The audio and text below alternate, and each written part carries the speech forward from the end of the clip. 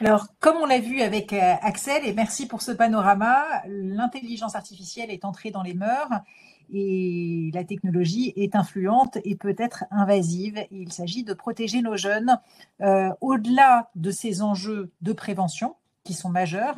Il s'agit aussi d'encourager le développement et l'usage de systèmes d'intelligence artificielle qui ont un impact ou qui peuvent avoir un impact positif sur le développement de nos enfants.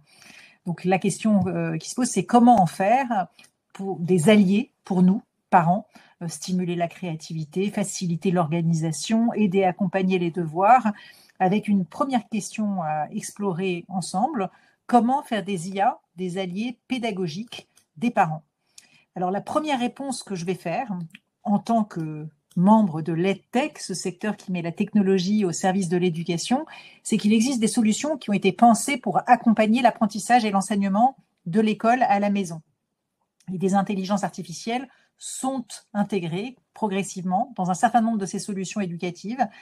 Elles permettent des actions variées, elles permettent parfois d'automatiser certaines tâches répétitives pour les enseignants, comme par exemple la préparation de tests liés à une leçon. Elles permettent souvent un suivi facilité des apprentissages. Elles permettent une pédagogie différenciée qui s'adapte au rythme et au profil de chaque enfant et notamment à leurs besoins de différenciation, ce qui peut favoriser l'inclusion scolaire d'enfants porteurs de troubles cognitifs. Je peux prendre un problème et je peux, les solutions en général le déclinent et l'adaptent de manière dynamique aux différents besoins. Alors, je vais citer deux exemples de ressources sur lesquelles Tralalaire travaille. D'un côté, Mathia, un assistant pédagogique adaptatif pour s'entraîner aux mathématiques en primaire, conçu par plusieurs startups, dont Prof en Poche, en coopération avec le ministère de l'Éducation nationale. Et ça répond à une des questions qu'il y avait dans le chat, c'est est-ce que, Axel, il faudra répondre à ça, pourquoi est-ce que tu parlais à un moment de sensibiliser au collège, alors que dès le primaire, ils commencent à en utiliser. Effectivement, il faudra qu'on réponde à cette sensibilisation dès le primaire, et c'est bien dès le primaire qu'on commence à sensibiliser. Un deuxième exemple de ces logiciels éducatifs, c'est Citizen Code, un programme gratuit pour initier les jeunes à la programmation en Python de manière ludique et progressive. Vous pouvez essayer, c'est bien pour les adultes aussi. Et ça, on essaye d'intégrer l'IA là-dedans. Alors, au-delà de l'intégration d'IA dans des solutions qui ont été faites pour l'éducation, se pose la question, avec la généralisation de l'adoption des IA génératives, leur usage dans un cadre pédagogique. Et là-dessus, des préoccupations émergent pour les enseignants comme pour les parents. Les IA génératifs peuvent être des alliés ou plutôt des assistants pédagogiques sous réserve de poser un cadre d'usage avec différents cas d'adaptation. L'intelligence artificielle, le génératif peut par exemple nous aider pour rédiger, être une forme d'assistant d'écriture ou de réflexion. Ils peuvent aider nos enfants à apprendre pour clarifier des concepts. Ils peuvent nous aider à mémoriser, à créer des supports de mémorisation et de révision. On va explorer quelques exemples pratiques de soutien que ces IA peuvent nous apporter, mais pour chaque typologie d'aide, des questions spécifiques se posent, de trouver le bon curseur pour savoir comment les utiliser, en se posant la question, en général, de quel impact sur l'apprentissage et sur la curiosité, comment en faire un assistant et non un remplaçant quand on est dans le champ de l'apprendre, quelle aide aux devoirs, et pour rechercher et rédiger, on va explorer cette question-là tout de suite, faut-il repenser la fraude et le plagiat? Alors sur cette question-là, donc on s'intéresse au cas de l'aide à la rédaction. Les parents nous demandent souvent, triche ou pas triche? La question, à vrai dire, se posait déjà avant. Elle se posait avec Wikipédia, à l'époque considérée comme le danger du copier-coller. Et finalement, on avait réussi à en faire une activité pédagogique en apprenant à publier soi-même un article, ce qui permettait, et ce qui permet toujours, de mettre le contenu à sa juste place, un outil collaboratif. Sur l'intelligence artificielle, des questions similaires se posent. Alors, il y a des réactions diverses. Est-ce qu'il faut parfois les interdire pour certains devoirs? Est-ce qu'il faut mettre en place des outils de détection du plagiat pour identifier les textes générés? Mais ces logiciels sont imparfaits. La course entre les logiciels de détection de plagiat et les IA génératives toujours plus performante, capable de déjouer ces détecteurs, semble un petit peu perdu d'avance.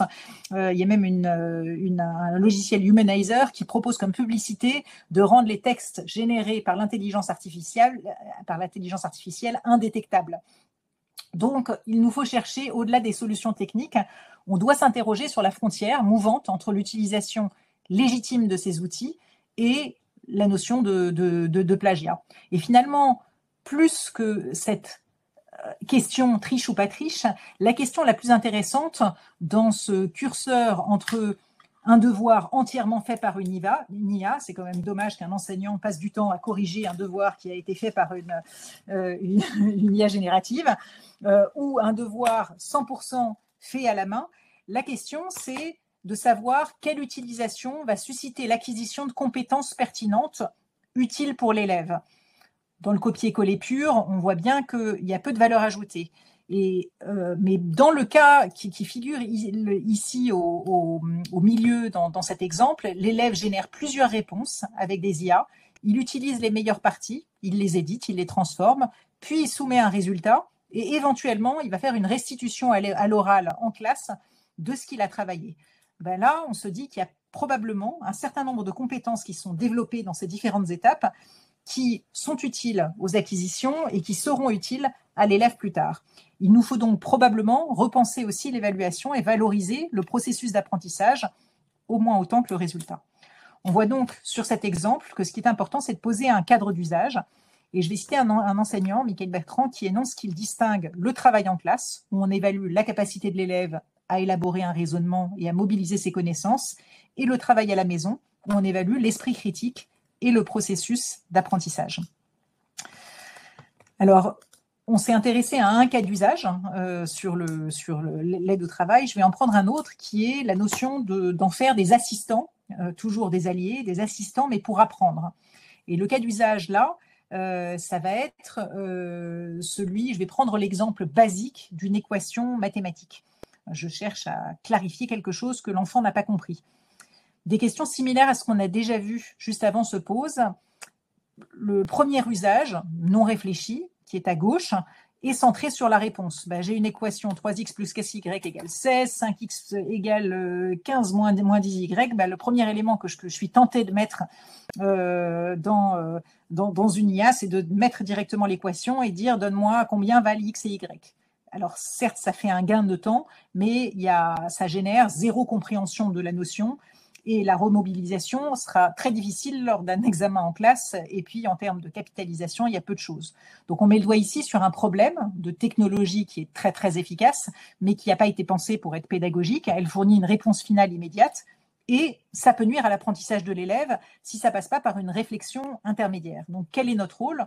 Encourager les enfants à utiliser l'IA comme tuteur en demandant plutôt explique-moi étape par étape, plutôt que comme un simple générateur de réponses. Dans le deuxième exemple qu'on voit à droite, l'utilisateur n'utilise pas l'IA pour obtenir la réponse de l'exercice, mais pour accompagner les étapes nécessaires à la résolution. Je ne comprends pas comment faire pour résoudre une équation avec un X et un Y.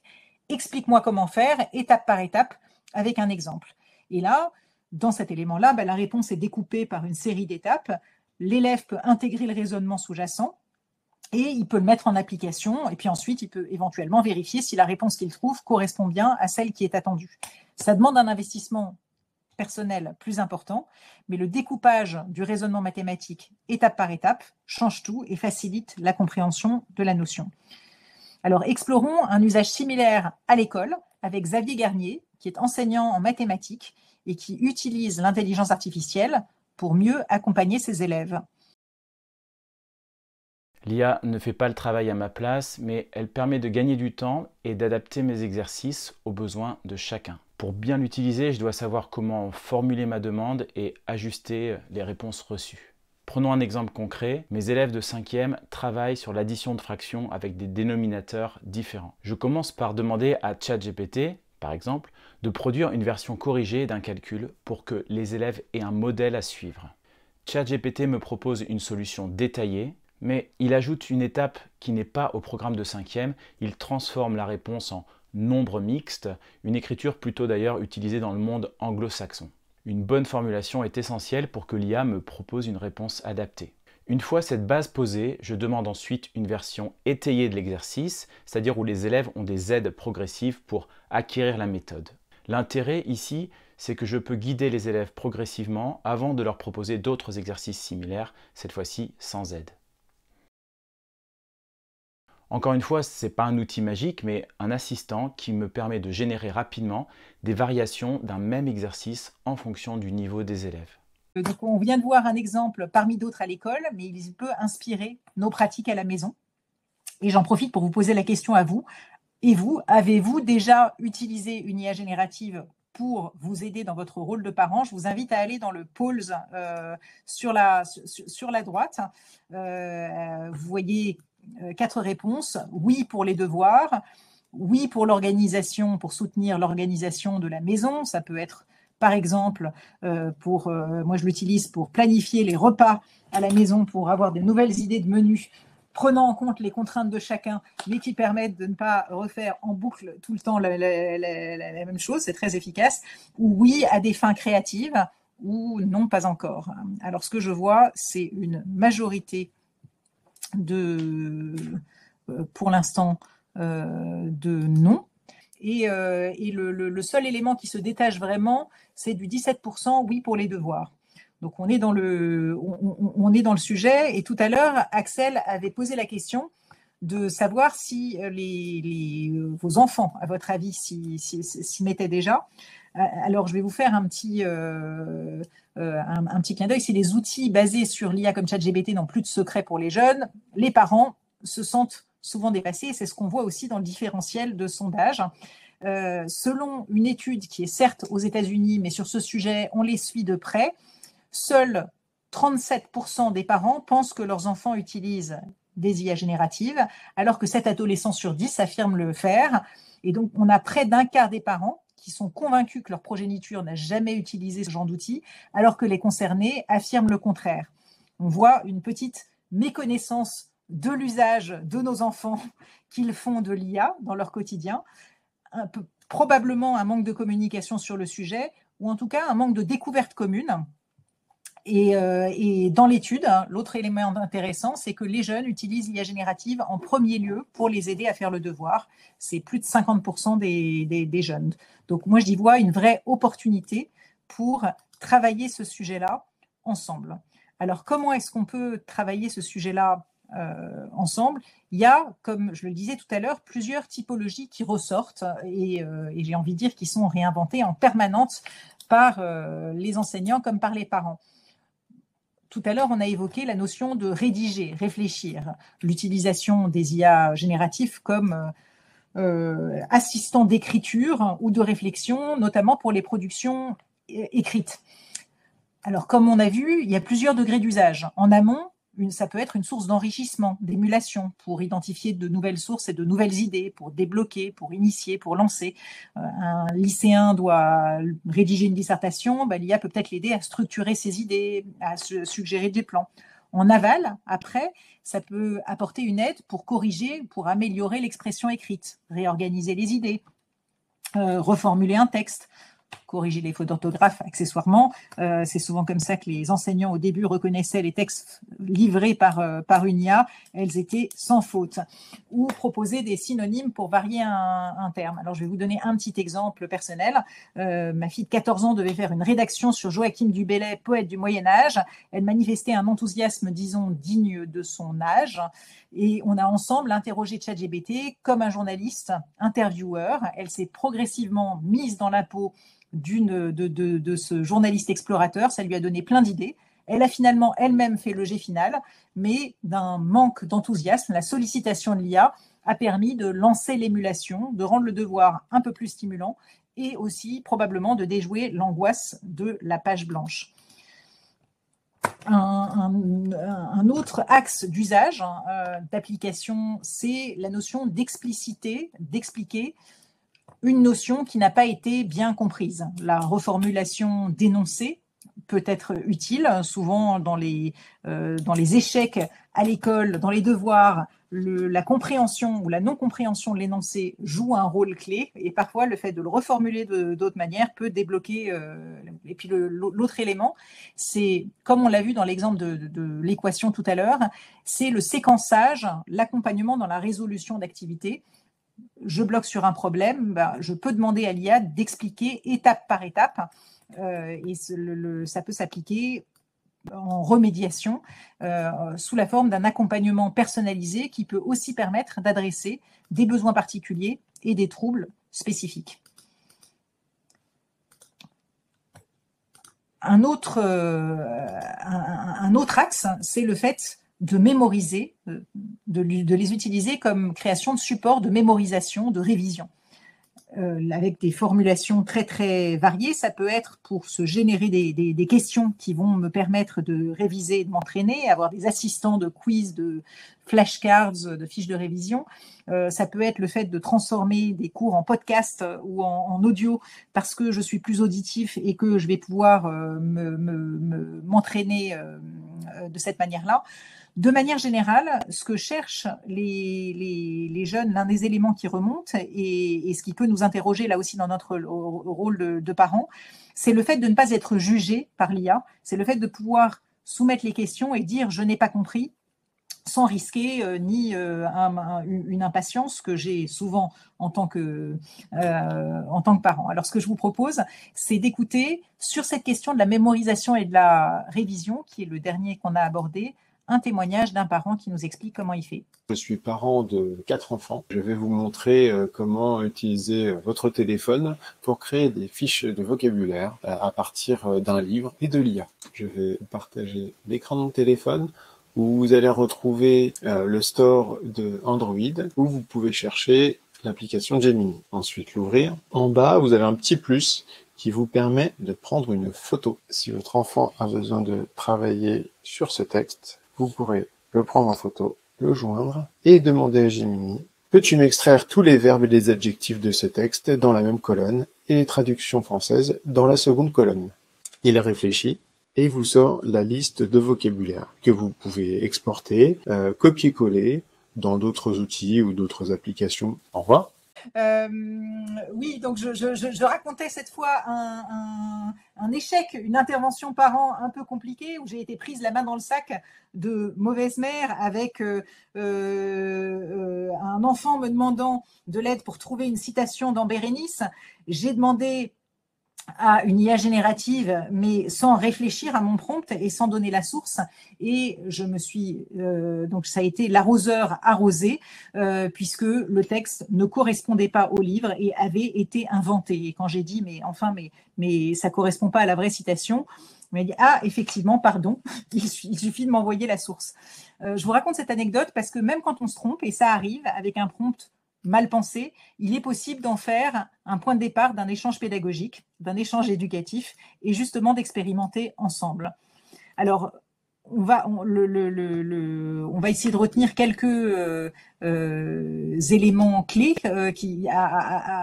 dans nos usages en tant que de parentalité liée à l'IA. Il est important d'encourager la réflexion, de poser des questions plutôt que de chercher à donner directement la réponse, demander à l'enfant de reformuler avec ses mots ce qu'il a compris. Ça, c'est fondamental pour qu'il y ait un transfert de compétences.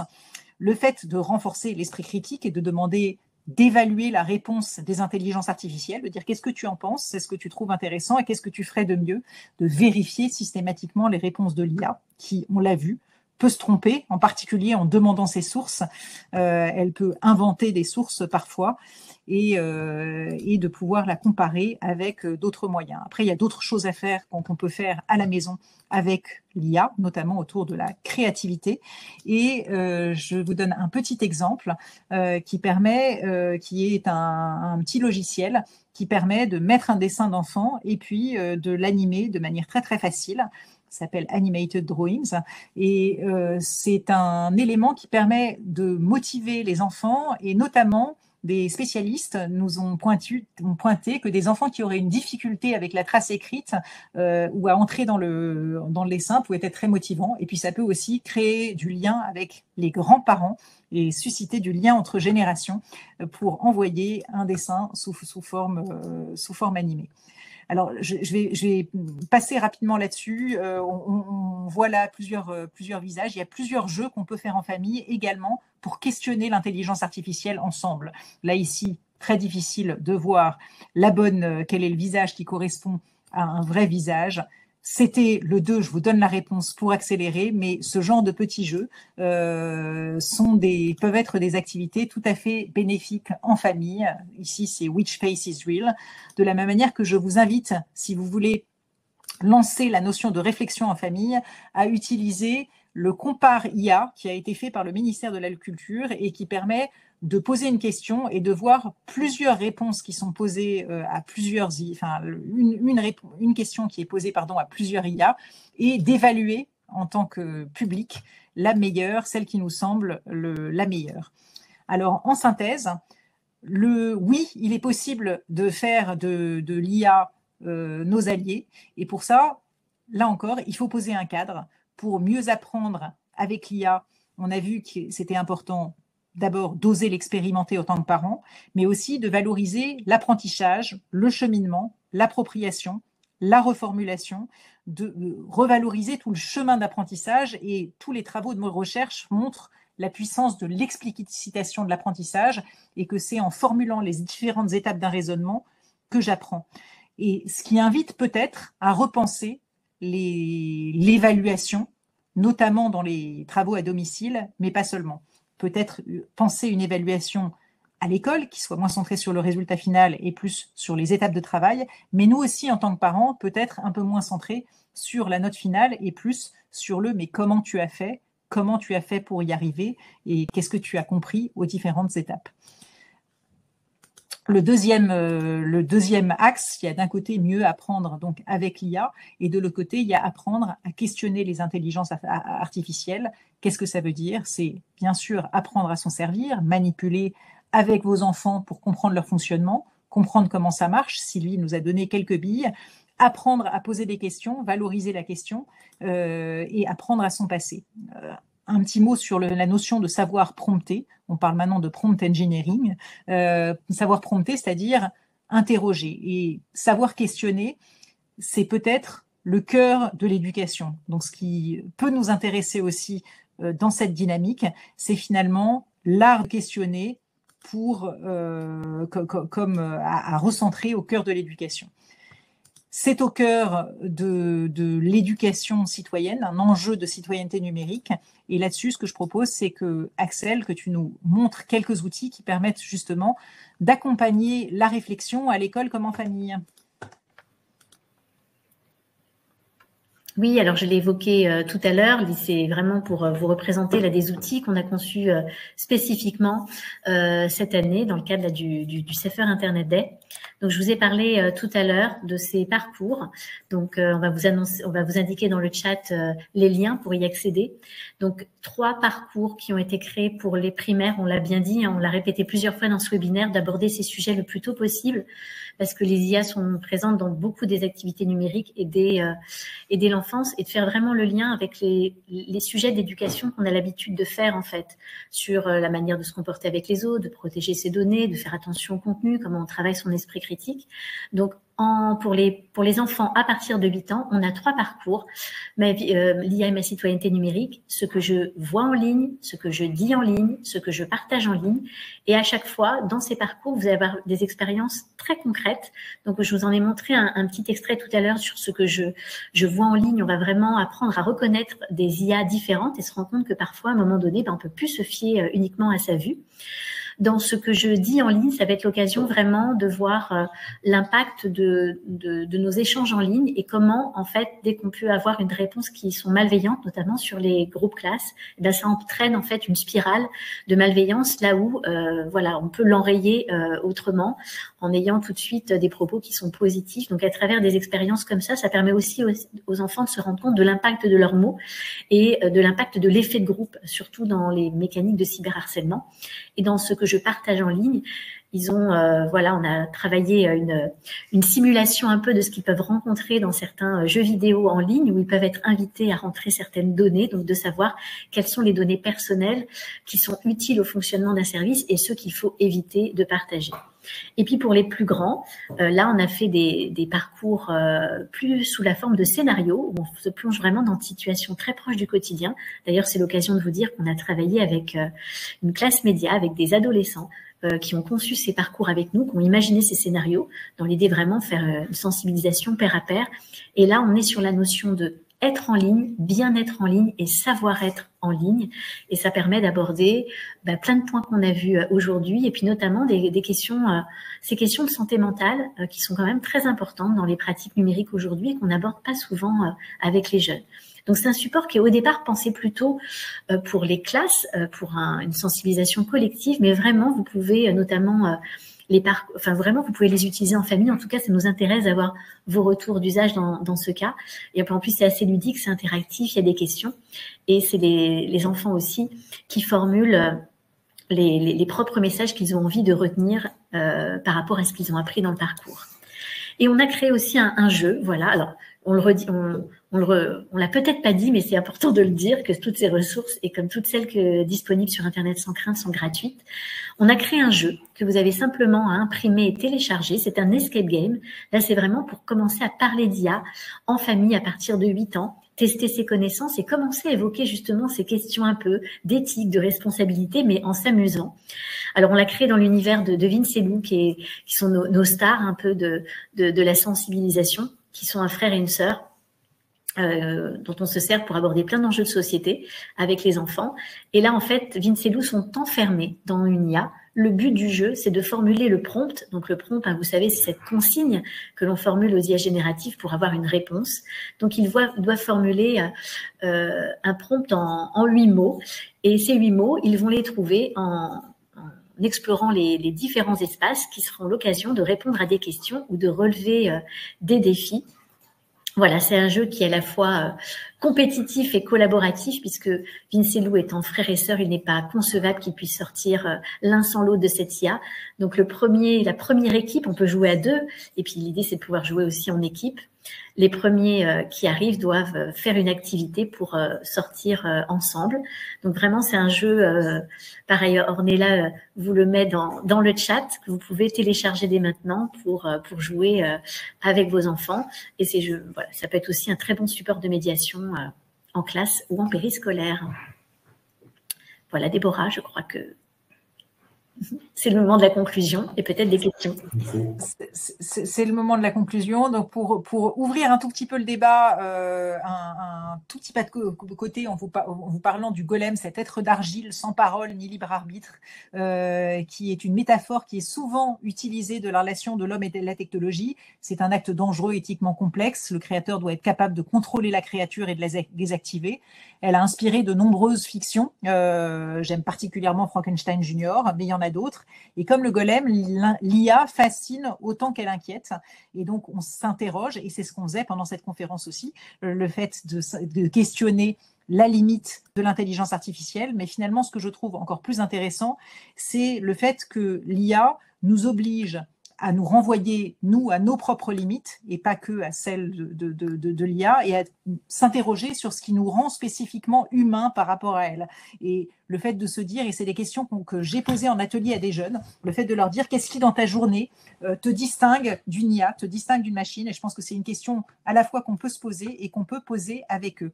Alors, à propos de questions à poser, vous en avez déjà posé plusieurs dans le chat, et notamment, alors je vais essayer de regrouper. Il y en avait une sur pourquoi dès le collège, alors que les élèves de primaire sont déjà sur les réseaux, c'est plutôt pour Axel. Et effectivement, je pense que ce que Axel vient de montrer à la fin, c'était des ressources qui concernaient vraiment le primaire. On avait 2 questions qui concernent peut-être Sylvie au départ, notamment une question de Robin. Tous les prompts et échanges avec une IA est conservé par cette IA et sert aux gérants développeurs et aux utilisateurs. Y a-t-il un risque d'appauvrissement de la base? Et on avait également une question au départ pour Sylvie également sur comment faire la différence entre un équipement connecté avec des algos et celui géré par des modèles mathématiques. Je ne sais pas si Sylvie, Axel, vous êtes ensemble, si vous voulez prendre la parole sur ces premières questions.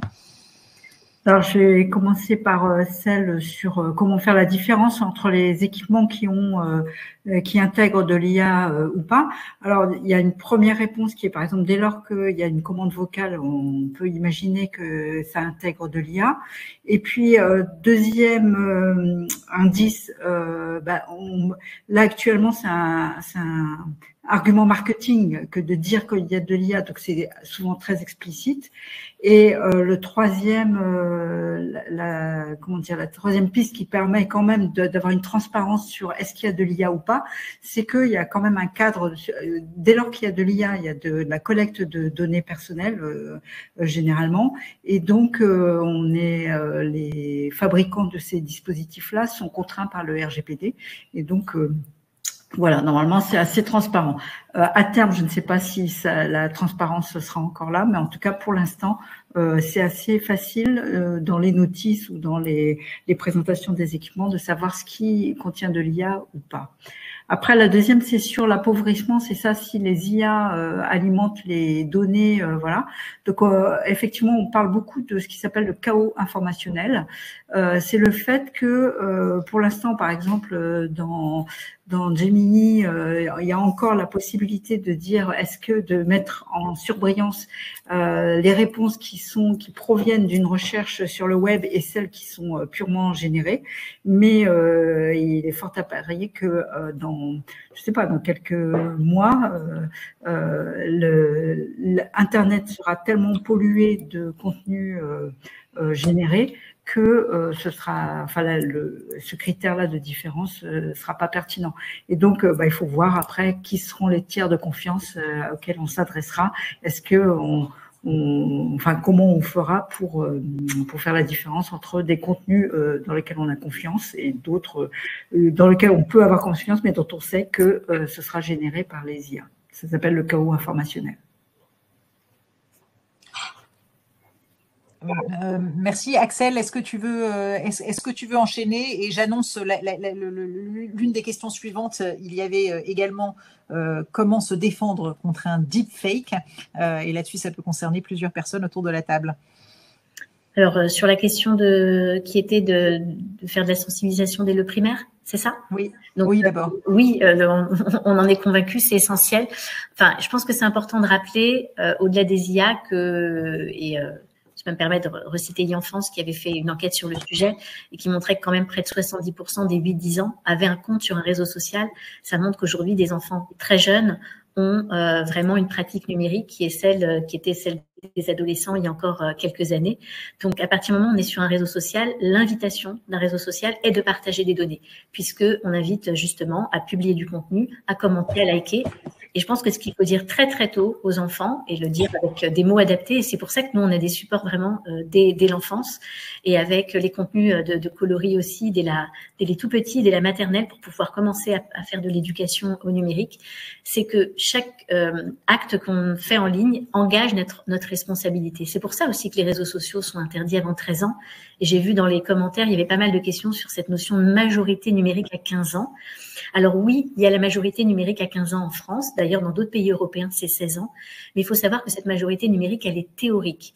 Normalement, cette majorité numérique, elle devait contraindre les réseaux sociaux de mettre en place un système de vérification d'âge. Et ce n'est pas le cas. Donc aujourd'hui, la plupart des réseaux sociaux ont une limite d'âge à 13 ans et on sait tous qu'il suffit de mentir sur sa date de naissance pour la dépasser. Je pense que ce qu'il faut retenir en tant que parent, c'est que avant 15 ans, un enfant en fait est trop jeune pour être sur ces espaces qui va les inviter à partager des données. Cette responsabilité, elle est importante parce que quand on s'exprime, on peut s'exposer aux limites de la liberté d'expression. On l'a vu dans les situations de cyberharcèlement, ce sont des délits. Donc, ça nécessite vraiment d'avoir conscience des risques qu'on prend aussi quand on s'expose en ligne. Donc, ces sujets-là, aujourd'hui, vraiment, il faut les aborder le plus tôt possible parce que les enfants sont vraiment de plus en plus jeunes dans des espaces où ils partagent, où ils échangent et donc ils partagent des données. Très bien. Je vais prendre Il y avait une question sur les deepfakes, je crois. Oui, il y avait une question sur comment réagir, comment se défendre contre un deepfake. Ouais, je pense que c'est pas mal que Gabriel, si tu veux prendre la parole sur le sujet, et peut-être aussi Étienne. Oui, mais très rapidement, le premier réflexe, merci, c'est vraiment de capturer les preuves. La première chose à faire, c'est des captures d'images, enfin prendre toutes les preuves possibles et ensuite les transmettre. Alors, on peut les transmettre directement via le 3018 ou suivant leur teneur aussi sur d'autres plateformes auprès des forces de l'ordre, notamment Pharos, etc. Mais le plus simple, c'est encore de passer par le 3018 qui va permettre d'avoir après le bon niveau d'intervention. Il y a pour ce faire un outil qui est intéressant et qui est ultra utile sur l'application 3018, qui est un coffre-fort numérique qui permet de mettre ces preuves qui ont été saisies sur ce coffre-fort, qui vont arriver directement chez nous, qui nous permettra de les traiter et ensuite de trouver la bonne réponse en fonction de la situation, de signaler, de faire supprimer les contenus, voire même d'aller jusqu'à déposer plainte et d'accompagner cela. Voilà. Je compléterai la réponse de Gabriel à propos des deepfakes. Pour s'en défendre, bien sûr, le signalement est un premier réflexe, que ce soit parce que nous, on a été victime d'un deepfake ou parce qu'on a découvert un deepfake de quelqu'un sur Internet. Il est également possible pour ce type de choses ou pour des deepfakes de désinformation ou tout autre type de contenu où le deepfake est utilisé pour produire un contenu illicite, de le signaler à point de contact. Nous avons en particulier pour les deepfakes qui sont utilisés à des fins de publication de contenu sexualisé de la personne, un outil qui s'appelle Disrupt, où une victime qui a trouvé un de ses propres deepfakes sur Internet peut nous envoyer le contenu en question.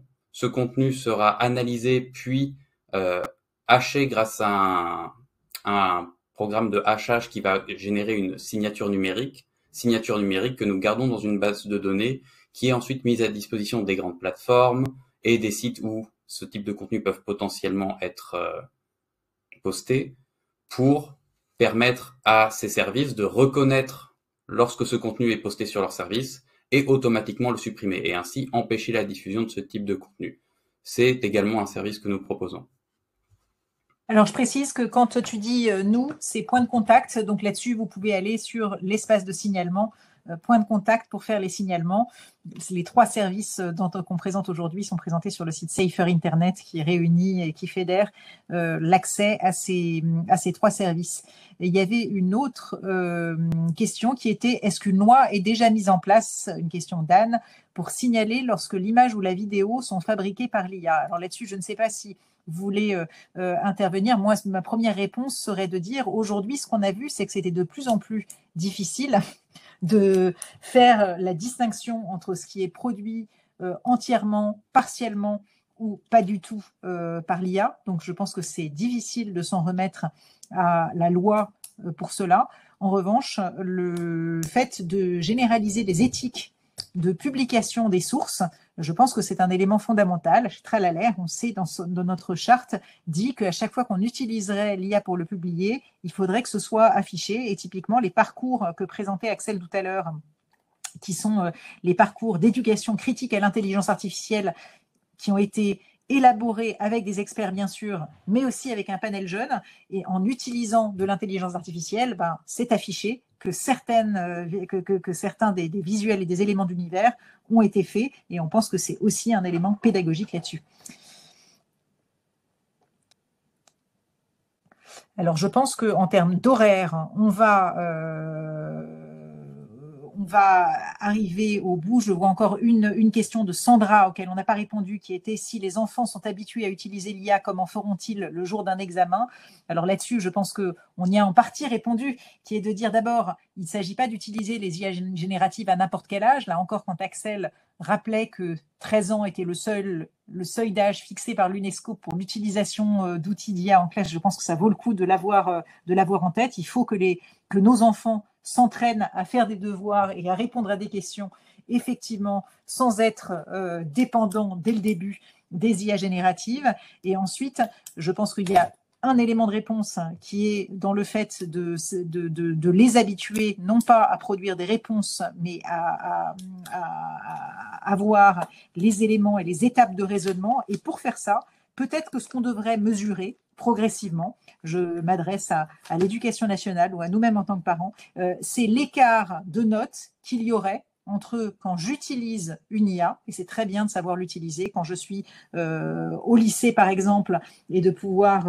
l'utiliser avec intelligence, mais ce qu'il faudrait, c'est que l'écart type entre quand je m'entraîne tout seul à la maison avec mon IA ou avec un parent, ou que je le fais en classe sans avoir accès au numérique ni à l'IA, il faudrait que l'écart type entre ces deux espaces soit mesuré pour qu'il y ait effectivement une incitation des jeunes et des parents au fait de les utiliser pour l'apprentissage et non pas pour avoir la bonne réponse.